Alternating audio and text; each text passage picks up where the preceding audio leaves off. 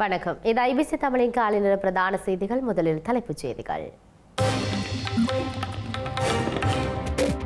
இலங்கையில் இன்று வெளியாகும் கிங்டம் திரைப்படம் ஈழத்தமிழர்களை மோசமாக சித்தரிக்கின்றமைக்கு தமிழ் உணர்வாளர்கள் கண்டனம். முல்லை ஊடகரை விசாரணைக்கு அழைத்த பயங்கரவாத தடுப்பு பிரிவு ஊடக மனித உரிமை அமைப்புகள் கண்டனம். முஸ்லிம் காங்கிரசுடன் சாணக்கியமாக செயல்படுகின்றோம். ஆரியபதி தவிசாளர் தெரிவு குறித்து சாணக்கியன் கருத்து. கொழும்பின் மைய பகுதியில் துப்பாக்கிச்சூடு, ஒருவர் பலி, மூவர் காயம். பாஜகவிற்காக வாக்கு திருட்டில் ஈடுபடும் இந்திய தேர்தல்கள் ஆணைக்குழு டெல்லியில் வைத்து ராகுல் காந்தி பகிரங்க குற்றச்சாட்டு. காசாவை முழுமையாக ஆக்கிரமிக்க இஸ்ரேலிய போர் அமைச்சரவை அங்கீகாரம். கமாஸை தோற்கடிக்க ஒரே வழி என்கிறார் நெதன்யாகு. இனி விரிவான செய்திகள். ஈழத்தமிழர்களை மிக மோசமானவர்களாக சித்தரித்து இயக்கப்பட்டுள்ள கிங்டம் திரைப்படம் இன்று தமிழர் தாயகம் உட்பட இலங்கையில் உள்ள 20 திரையரங்குகளில் இன்று வெளியாகின்றது. இந்த திரைப்படத்தில் ஈழத்தமிழர்கள் சித்தரிக்கப்பட்டுள்ள விதம் தொடர்பாக இலங்கையில் உள்ள தமிழ் உணர்வாளர்கள் தமது எதிர்ப்பை வெளியிட்டுள்ளனர். ஈழத்தமிழர்களை இழிவுபடுத்தும் வகையில் யாழ்ப்பாணத்தில் தெலுங்கு மக்கள் கொடுமைப்படுத்தப்பட்டதற்கான தவறான சித்தரிப்புகளையும் கொண்ட விஜய் தேவரகொண்டாவிக் கிங்டம் திரைப்படம் இன்று தமிழ் மொழியில் இலங்கையில் யாழ்ப்பாணம் உட்பட்ட 20 திரையரங்குகளில் வெளியாகியுள்ளது. இந்த திரைப்படத்துக்கு தமிழகத்தில் கடும் எதிர்ப்புகள் கிளம்பியிருந்த நிலையில் குறித்த திரையிடப்பட்டுள்ள திரையரங்குகளை முற்றுகையிடும் போராட்டத்தை நாம் தமிழர் கட்சி நடத்திய நிலையில் தாம் தயாரித்து வெளியிட்ட இந்த திரைப்படம் ஒரு புனைவு கதையை கொண்டிருந்தாலும் அதற்காக மிகவும் வருந்துவதாக கிங்ஸ்டம் படக்குழு முதலில் தெரிவித்திருந்தது. இதற்கு பின்னர் இந்த படத்தினை தயாரித்த சித்தாரா என்ற நிறுவனமும் வருத்தம் தெரிவித்த பின்னணியில் இந்த படத்துக்கு எதிரான போராட்டங்களை அனுமதிக்கும் வகையில் நேற்று தீர்ப்பளித்த சென்னை உயர்நீதிமன்றம் குறித்த படம் தடை செய்யப்பட வேண்டும் என்ற கருத்தை நிராகரித்தது. அத்துடன் இந்த திரைப்படம் வெளியிடப்பட்ட திரையரங்குகளுக்கு பாதுகாப்பு வழங்குமாறும் தமிழக காவல்துறைக்கு உத்தரவிட்ட நிலையில் ஈழத்தமிழர்களை இழிவுபடுத்தும் இந்த படம் இன்று இலங்கையில் யாழ்ப்பாணம் உள்ளிட்ட சில திரையரங்குகளிலும் வெளியாகியுள்ளது. தனது நிழற்படங்கள் மூலம் செம்மணி மனித புதைகுழி விடயத்தை பலதரப்பட்ட தடங்களுக்கும் கொண்டு சென்ற முல்லைத்தீவு மாவட்ட சுயாதீன ஊடகவியலாளர் கணபதி பிள்ளை குமணன் பயங்கரவாத தடுப்பு பிரிவினரால் விசாரணைக்கு அழைக்கப்பட்டுள்ளதை மனித உரிமை குழுக்கள் உட்பட பல்வேறு தரப்பினரும் கண்டித்து வருகின்றனர். பயங்கரவாத தடுப்பு பிரிவின் அழைப்பாணை பிரதியை தனது எக்ஸ் தளத்தில் பகிர்ந்துள்ள இலங்கையின் ஜனநாயகத்துக்கான பத்திரிகையாளர்கள் அமைப்பு ஊடகவியலாளர் விசாரணைக்கு அழைத்துள்ளதை கண்டித்துள்ளது. பயங்கரவாத தடுப்பு விசாரணை பிரிவானது வடக்கின் முன்னணி ஊடகவியலாளரும் மனித உரிமைகள் செயற்பாட்டாளருமான கணபதி பிள்ளை குமணனை விசாரணைக்காக அழைத்துள்ளதாக இலங்கையின் ஜனநாயகத்திற்கான பத்திரிகையாளர் அமைப்பு சுட்டிக்காட்டியுள்ளது. கணபதி பிள்ளை குமணனை எதிர்வரும் ஆகஸ்ட் மாதம் 17ஆம் தேதி முல்லைத்தீவின் அளம்பில் காவல்துறை நிலையத்தின் பயங்கரவாத தடுப்பு பிரிவில் முன்னிலையாகுமாறு அறிவிக்கப்பட்டுள்ளதாகவும் அந்த அமைப்பு தெரிவித்துள்ளது. எனினும் இந்த விசாரணைக்கான காரணங்கள் எதனையும் காவல்துறையினர் தமது அழைப்பாணையில் குறிப்பிடவில்லை என்பதையும் இலங்கையின் ஜனநாயகத்திற்கான பத்திரிகையாளர் அமைப்பு சுட்டிக்காட்டியுள்ளது. நீண்ட காலமாக முன்னெடுக்கப்படும் துன்புறுத்தல் மற்றும் அச்சுறுத்தலின் அண்மைய நடவடிக்கையாக கணபதி பிள்ளை குமணன் பயங்கரவாத தடுப்பு பிரிவிற்கு அழைக்கப்பட்டுள்ளதாக ஸ்ரீலங்கா மனித உரிமைகள் ஆணைக்குழுவின் முன்னாள் ஆணையாளர் அம்பிகா சட்குணநாதன் கூறியுள்ளார். பயங்கரவாத தடுப்பு பிரிவு, குற்றவியல் புலனாய்வு பிரிவு மற்றும் இராணுவ உளவுத்துறையினர் குறித்த ஊடகவியலாளரை அடிக்கடி அழைத்து தகவல்களை கோருவதாகவும் அவர் சுட்டிக்காட்டியுள்ளார். பல ஆண்டுகளாக அவரை விசாரணைக்கு வரவழைத்து அவரது வீட்டிற்கு சென்றும் அவரை பின்தொடர்ந்தும் எச்சரித்து அச்சுறுத்தியுள்ளதாகவும் அம்பிகா சட்குணநாதன் குறிப்பிட்டுள்ளார். குமணன் மாத்திரம் இதுபோன்று அழைப்பானை, தொலைபேசி அழைப்புகள் மற்றும் பின்தொடரும் அச்சுறுத்தல்களுக்கு ஆளாகவில்லை என்றும் பல குடிசார் சமூக அமைப்புகள், செயற்பாட்டாளர்கள், முன்னாள் போராளிகள் பல ஆண்டுகளுக்கு முன்பு பயங்கரவாத தடுப்பு சட்டத்தின் கீழ் தடுத்து வைக்கப்பட்டவர்கள் மற்றும் காணாமல் போனவர்களின் குடும்பங்கள் இவ்வாறான நிலைமைகளை தொடர்ந்தும் எதிர்கொள்வதாகவும் அவர் சுட்டிக்காட்டினார். இது தொடர்பது ஆச்சரியமான ஒன்று அல்ல எனவும் ராஜபக்ஷ ஆட்சியின் போது பாதுகாப்பு இயந்திரம் முறையான மற்றும் முறைசாரா வழிகளில் வளர்க்கப்பட்டதாகவும் நல்லாட்சி காலத்திலும் அது அகற்றப்படவில்லை எனவும் அம்பிகா சட்குணநாதன் குறிப்பிட்டுள்ளார். முன்னர் இருந்ததைப் போன்றே பாதுகாப்பு இயந்திரங்கள் செயற்படுவதாக கூறியுள்ள அம்பிகா சத்குருநாதன், தற்போதைய அரசாங்கம் அத்தகைய துன்புறுத்தலை நிறுத்த குறிப்பிட்ட வழிமுறைகளை வழங்காவிட்டால் அது தொடரும் எனவும் எச்சரித்தார்.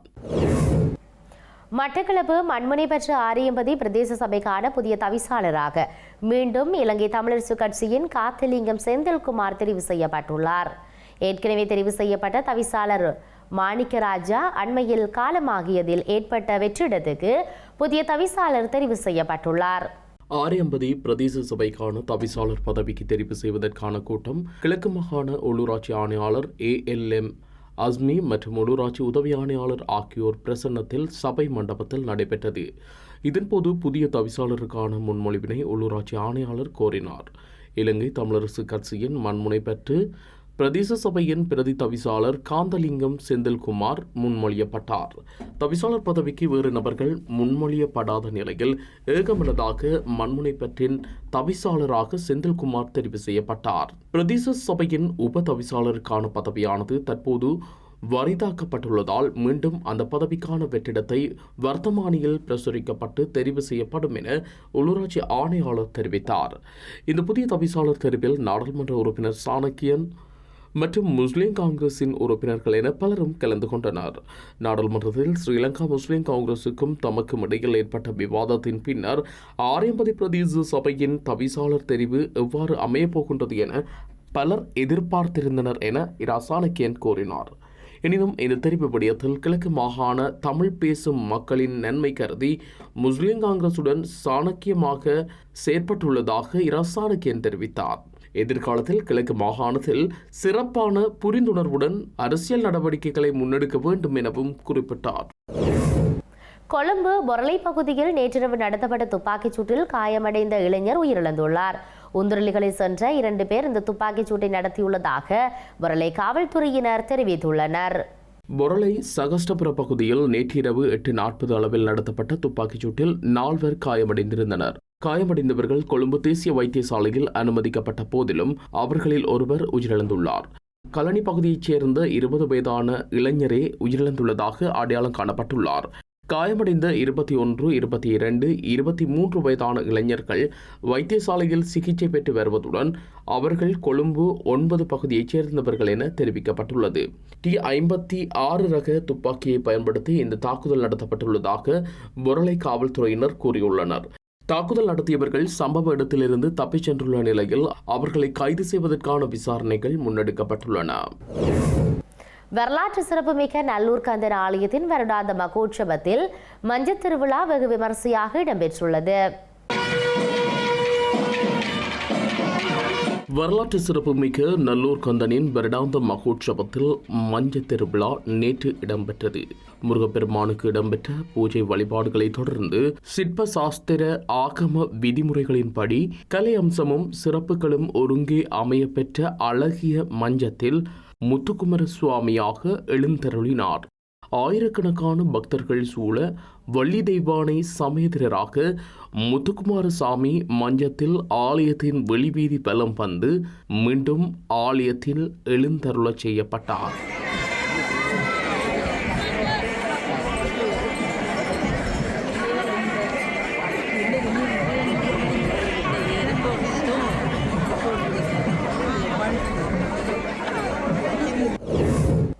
கிளிநொச்சி 150க்கும் மேற்பட்ட துப்பாக்கி தோட்டாட்கள் மீட்கப்பட்டமை தொடர்பாக கிளிநொச்சி காவல்துறையினர் விசாரணைகளை மேற்கொண்டுள்ளனர். புதுமுறிப்பு விக்னேஸ்வரா வித்தியாலயம் அருகாமையில் அதிகமான துப்பாக்கி தோட்டாட்கள் மீட்கப்பட்டிருந்தன. கிளிநொச்சி புதுமுறிப்பு விக்னேஸ்வரா வித்தியாலயம் அருகாமையில் சந்தேகத்துக்கிடமான தோட்டாக்கள் அதிகளவு சிதறி காணப்பட்டமை அவதானிக்கப்பட்டுள்ளது. இதுகுறித்து பாடசாலை நிர்வாகம் உடனடியாக கிளிநொச்சி காவல்துறையினர் மற்றும் இராணுவத்தினருக்கு அறிவித்துள்ளனர். அதனைத் தொடர்ந்து சம்பவ இடத்திற்கு சென்ற காவல்துறையினர் மற்றும் இராணுவம் சிதறி காணப்பட்ட தோட்டாக்களை பாதுகாப்பாக மீட்டுள்ளனர். தொடர்ந்து 150க்கும் மேற்பட்ட தோட்டாக்கள் மீட்கப்பட்டதுடன் இந்த சம்பவம் தொடர்பாக மேலதிக விசாரணைகளை கிளிநொச்சி காவல்துறையினர் மேற்கொண்டு வருகின்றனர். ஸ்ரீலங்காவின் பொருளாதாரத்தை வலுப்படுத்த தேவையான ஆதரவை வழங்க தமது நாடு தயாராக உள்ளதாக ஆஸ்திரேலியா தெரிவித்துள்ளது. ஜனாதிபதி அனுர்குமார் திசாநாயக்கவுடன் இடம்பெற்ற கலந்துரையாடலில் ஆஸ்திரேலியாவின் ஆளுநர் நாயகம் சமந்தா ஜாய் மாஸ்டின் இந்த உறுதிமொழியை வழங்கியுள்ளார். ஆஸ்திரேலிய ஆளுநர் நாயகம் சமந்தா ஜார்ஜ் மோஸ்டின் ஜனாதிபதி அலுவலகத்தில் வைத்து ஜனாதிபதி அனுர்குமார் திசாநாயக்கவை சந்தித்து இருதரப்பு கலந்துரையாடல்களை நடத்தினார். ஆஸ்திரேலியாவிற்கும் இலங்கைக்கும் இடையிலான 75 ஆண்டுகளுக்கும் மேலான நட்பை மேலும் வலுப்படுத்துவது குறித்தும் இரு நாடுகளின் பரஸ்பர நன்மைகளுக்காக தற்போதுள்ள ஒத்துழைப்பு துறைகளை விரிவுபடுத்துவதற்கான வாய்ப்புகள் குறித்தும் இந்த சந்திப்பில் விரிவாக கலந்துரையாடப்பட்டன. ஜனாதிபதி அனுர்குமார் திசாநாயக்கவின் தெளிவான தலைமையின் கீழ் வெற்றிகரமான பயணத்திற்கு ஆஸ்திரேலியா தொடர்ந்தும் ஆதரவை வழங்க தயாராக உள்ளதாக ஆஸ்திரேலிய ஆளுநர் நாயகம் சமந்தா ஜார்ஜ் மோஸ்டின் தெரிவித்துள்ளதாக ஜனாதிபதி ஊடகப் பிரிவு கூறியுள்ளது. சுனாமி பேரழிவு மற்றும் பொருளாதார நெருக்கடியின் போது ஸ்ரீலங்காவிற்கு ஆஸ்திரேலியா அரசாங்கம் நேரடியாகவும் சர்வதேச நிறுவனங்கள் மூலமுமாக வழங்கிய ஆதரவை நினைவு கூர்ந்த ஜனாதிபதி இந்த பயணம் ஆஸ்திரேலியாவிற்கும் ஸ்ரீலங்காவிற்கும் இடையிலான நட்பை மேலும் வலுப்படுத்தும் என்றும் தெரிவித்தார். இலங்கையின் பொருளாதாரம், கல்வி, பாதுகாப்பு, சுற்றுலா மற்றும் கடல்சார் விவகாரங்களில் ஆஸ்திரேலியாவிடம் இருந்து கிடைத்த ஆதரவையும் ஜனாதிபதி பாராட்டினார்.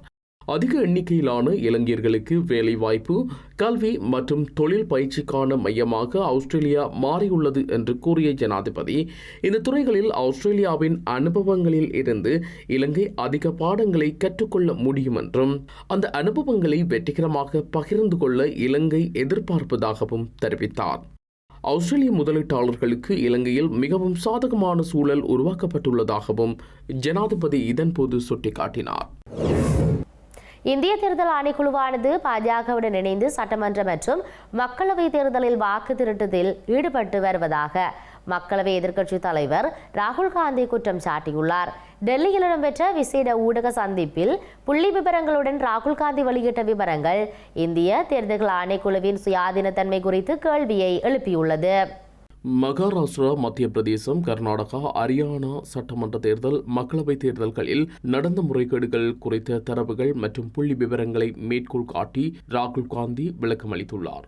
குறிப்பாக மகாராஷ்டிராவில் மக்களவைத் தேர்தல், சட்டமன்ற தேர்தல் இடையே 5 மாத இடைவெளியில் 1 கோடி வாக்காளர்கள் புதிதாக வந்ததாக அவர் குற்றம் சாட்டினார். ராகுல் காந்தியின் காணொலியை பகிர்ந்துள்ள நடிகர் பிரகாஷ் ராஜ் பிரதமர் நரேந்திர மோடியிடம் கேள்வி எழுப்பியுள்ள நிலையில் கர்நாடகாவின் மகாதேவபுரா சட்டமன்ற தொகுதியில் 1,250 வாக்காளர்கள் திருடப்பட்டதாக ராகுல் காந்தி தெரிவித்துள்ளார். 5 வெவ்வேறு வழிகளில் வாக்குகள் திருடப்பட்டதாக சுட்டிக்காட்டியுள்ள ராகுல் காந்தி 11,965 போலியான வாக்காளர்களும் போலியான மற்றும் தவறான முகவரியுடன் 40,009 வாக்காளர்களும் ஒரே முகவரியில் 10,452 வாக்காளர்களும் தவறான நிலப்படங்களுடன் கூடிய 4,132 வாக்காளர்களும் புதிய வாக்காளர்களுக்கான படிவம் 6 தவறாக பயன்படுத்திய 33,692 வாக்காளர்களும் இருப்பதாக அவர் சுட்டிக்காட்டினார். ஒரு கட்டடத்தில் 50 முதல் 60 பேர் வசிப்பதாக பதிவாகியிருந்த போதிலும் தாம் அங்கு சென்றபோது அந்த வீட்டில் ஒரு குடும்பம் மட்டுமே வசித்ததாகவும் ராகுல் காந்தி தெரிவித்தார். இந்த நிலையில் ராகுல் காந்தியின் குற்றச்சாட்டுகள் குறித்து கர்நாடக மற்றும் தலைமை தேர்தல் அதிகாரிகள் கடிதம் எழுதியுள்ளனர். கர்நாடகாவில் வாக்காளர் பட்டியலில் தவறாக சேர்க்கப்பட்ட அல்லது நீக்கப்பட்ட வாக்காளர்களின் பெயர்களை பற்றிய விவரங்களை பகிருமாறு அதில் கையெழுத்திட்டு எழுத்துப்பூர்வ அறிக்கையை வழங்குமாறும் தேர்தல்கள் ஆணைக்குழு ராகுல் காந்தியை கேட்டுள்ளது. இதன் பின்னரே இந்த விவகாரத்தில் தேவையான நடவடிக்கைகளை எடுக்கும் பணியை தேர்தல் அதிகாரிகள் தொடங்க முடியும் என்றும் தெரிவிக்கப்பட்டுள்ளது. காசாவை முழுமையாக கட்டுப்பாட்டுக்குள் கொண்டு வருவதற்கு இஸ்ரேலிய பாதுகாப்பு அமைச்சரவை அங்கீகாரம் வழங்கியுள்ளது. காசா நகரத்தை ஆக்கிரமிப்பதற்கான முன்மொழிவை இஸ்ரேலிய பிரதமர் பெஞ்சமின் நெத்தன்யாகு முன்வைத்துள்ளதாக தெரிவிக்கப்பட்டுள்ளது. கமாஸ் இயக்கத்தை தோற்கடிப்பதற்கும் கடத்தப்பட்டவர்களை மீட்பதற்கும் மாற்று திட்டங்கள் எதுவும் பலன் அளிக்காது என இஸ்ரேல் பிரதமர் அலுவலகம் வெளியிட்டுள்ள அறிக்கையில் தெரிவிக்கப்பட்டுள்ளது. அதன் அடிப்படையில் காசாவை ஆக்கிரமிக்கும் திட்டத்திற்கு அதிக பெரும்பான்மையுடன் இஸ்ரேலின் பாதுகாப்பு அமைச்சரவை அனுமதி வழங்கியுள்ளது. இஸ்ரேலானது ராணுவ நடவடிக்கைகளை விரிவுபடுத்துவது பலஸ்தீன பொதுமக்கள் மற்றும் இஸ்ரேலிய பணைய கைதிகளுக்கு பேரழிவான விளைவுகளை ஏற்படுத்தும் என ஐநா எச்சரித்திருந்த நிலையில் இந்த நகர்வு இடம்பெற்றுள்ளது. போர் இடம் இடம்பெறும் பகுதிகளுக்கு வெளியே உள்ள பொதுமக்களுக்கு மனிதாபிமான உதவிகளை வழங்கும் அதே வேளையில் காசா நகரத்தை கைப்பற்ற இராணுவம் தயாராகும் என பெஞ்சமின் நெத்தன்யாகுவின் அலுவலக அறிக்கையில் தெரிவிக்கப்பட்டுள்ளது. எதிர்வரும் ஆகஸ்ட் மாதம் 7ஆம் தேதிக்குள் காசா நகரத்திலிருந்து அனைத்து பலஸ்தீன பொதுமக்களையும் மத்திய முகாம்கள் மற்றும் ஏனைய பகுதிகளுக்குள் வெளியேற்றுவதே இஸ்ரேலின் குறிக்கோள் என பெயர் குறிப்பிடாத இஸ்ரேலிய அதிகாரி ஒருவர் கூறியுள்ளார். செய்திகளின் நிறைவாக மீண்டும் தலைப்புச் செய்திகள். இலங்கையில் இன்று வெளியாகும் கிங்டம் திரைப்படம் ஈழத்தமிழர்களை மோசமாக சித்தரிக்கின்றமைக்கு தமிழ் உணர்வாளர்கள் கண்டனம். முல்லை ஊடகரை விசாரணைக்கு அழைத்த பயங்கரவாத தடுப்பு பிரிவு ஊடக மனித உரிமை அமைப்புகள் கண்டனம். முஸ்லிம் காங்கிரசுடன் சாணக்கியமாக செயற்படுகின்றோம். ஆரியபதி தவிசாளர் தெரிவு குறித்து சாணக்கியன் கருத்து. கொழும்பின் மைய பகுதியில் துப்பாக்கிச்சூடு, ஒருவர் பலி, 3 காயம். பாஜகவிற்காக வாக்கு திருட்டில் ஈடுபடும் இந்திய தேர்தல்கள் ஆணைக்குழு டெல்லியில் வைத்து ராகுல் காந்தி பகிரங்க குற்றச்சாட்டு. காசாவை முழுமையாக ஆக்கிரமிக்க இஸ்ரேலிய போர் அமைச்சரவை அங்கீகாரம். கமாஸை தோற்கடிக்க ஒரே வழி என்கிறார் நெத்தன்யாகு. இத்துடன் ஐபிசி தமிழின் காலை நேர பிரதான செய்திகள் நிறைவு பெற்றன. உடனுக்குடன் செய்திகளை அறிந்து கொள்ள IBCTamil.com மற்றும் அது இணையதளத்தை பார்வையிடுங்கள். வணக்கம்.